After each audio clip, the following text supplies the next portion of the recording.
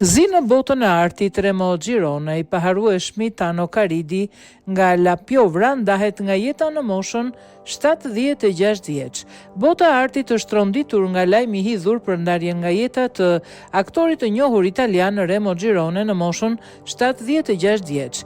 Aktori i cili fitoi famë ndërkombëtare për rolin e Tano Karidit në serialin legjendar italian La Piovra Oktapodi, ndroi jetë në shtëpinë e tij në Monaco, ku jetonte me gruan e tij, Victoria Zini.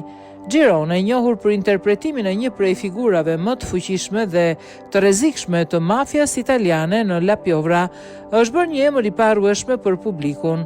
Roli i tij si Tano Karidi mbetet ndër më të shquarit në historinë e televizionit italian, duke vendosur atë në një nga pozitat më të rëndësishme në panteonin e aktorëve të këtij gjeneracioni. Lindur në Itali, Remo Girone pati një karrierë të pasur që përfshinte një së rolesh në filma dhe seriale si dhe paraqitje teatrale, kur shquhej për aftësinë e tij të jashtëzakonshme dhe interpretative.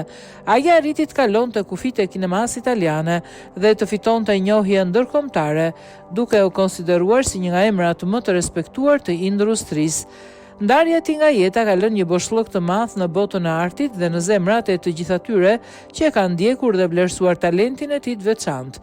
Remo Girone do të kujtohet për gjithçka që ka dhënë për kineman dhe televizionin, si dhe për ndikimin që ka pasur në kulturën popullore të Italisë dhe më gjerë.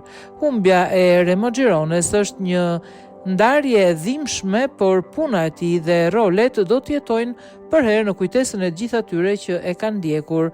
Pushon në paqe Tano Karidi i paharrueshëm.